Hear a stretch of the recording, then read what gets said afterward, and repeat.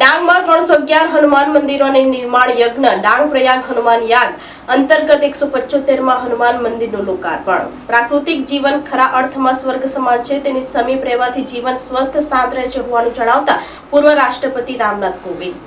પ્રાકૃતિક જીવન ખરા અર્થમાં સ્વર્ગ સમાન છે, તેની નજીક રહેવાથી જીવન સ્વસ્થ, શાંત અને સૌભાગ્યશાળી રહે છે। શહેરમાં લોકો બીમારી અને ચિંતાથી પીડાય છે, ત્યારે ડાંગ જિલ્લાના આવા વાતાવરણમાં સાચો સુખ અને આનંદ મળે છે। પ્રકૃતિ આપણને અનુશાસન શીખવે છે। ભગવાન રામે પણ પ્રકૃતિના સાનિધ્યમાં રહેવાનું પસંદ કર્યું હતું।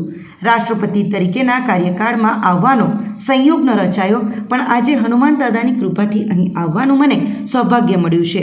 ઉપરોક્ત શબ્દો સંપૂર્ણ આદિવાસી અને દંડકારણ્યની પાવન ધરા પર 311 હનુમાન મંદિરોના નિર્માણ યજ્ઞ ડાંગ પ્રયાગ હનુમાન યાગના 175માં હનુમાન મંદિરના લોકાર્પણ સમારોહ પ્રસંગે ઇસ દરગામે પધારેલા ભારતના 14મા ભૂતપૂર્વ રાષ્ટ્રપતિ રામનાથ કોવિંદજીએ ઉચ્ચાર્યા હતા। પૂર્વ રાષ્ટ્રપતિએ શુભાશીષ પાઠવતા વધુમાં જણાવ્યું કે આજે ગામમાં હર્ષોલ્લાસ સાથે હનુમાન દાદાની ભક્તિ જોઈ મનને પરમ શાંતિ થઈ છે। આ રાષ્ટ્રભક્તિનું પરમ ઉદાહરણ છે।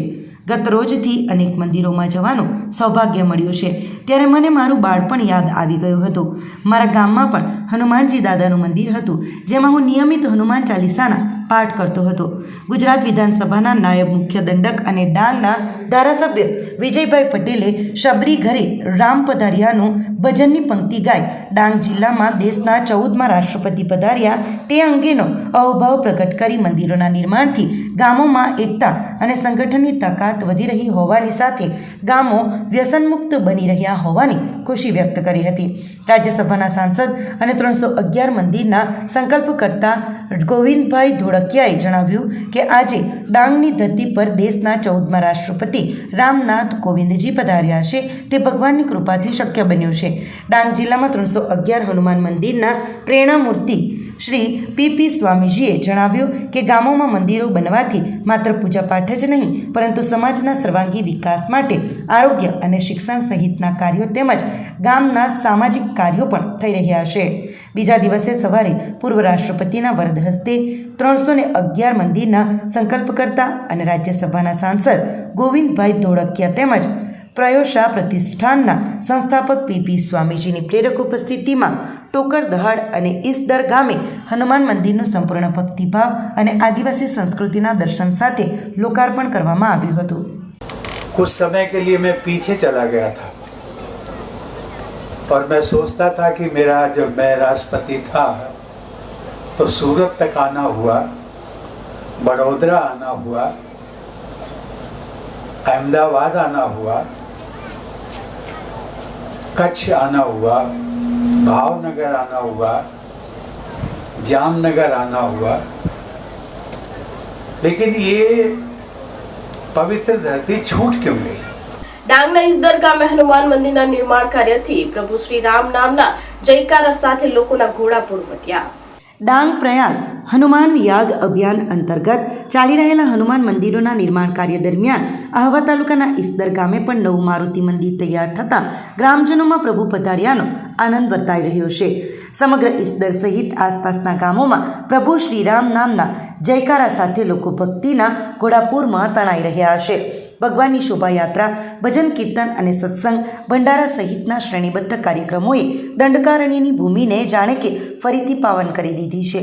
સ્થાનિકોનું કહેવું છે કે ઈસદર ગામે હજી સુધી એક પણ મંદિર ન હતું। શ્રી મારુતિ મંદિર આ ગામનું પ્રથમ મંદિર બની રહ્યું છે, જેના વધામણા સાથે લોકોએ ગામના ગલી મહોલ્લાને સ્વચ્છ કરી પોતાના ઘરોના આંગણે રંગોળીઓ પૂરી હનુમાન દાદાને આવકાર્યા છે।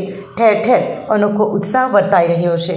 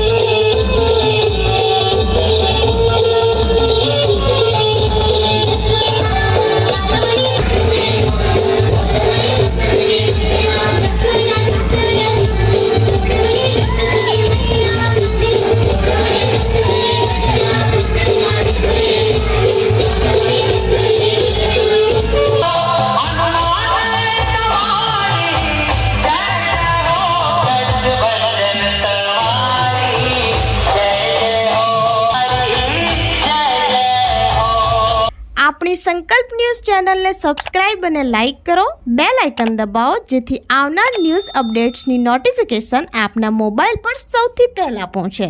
Like, subscribe and share the video.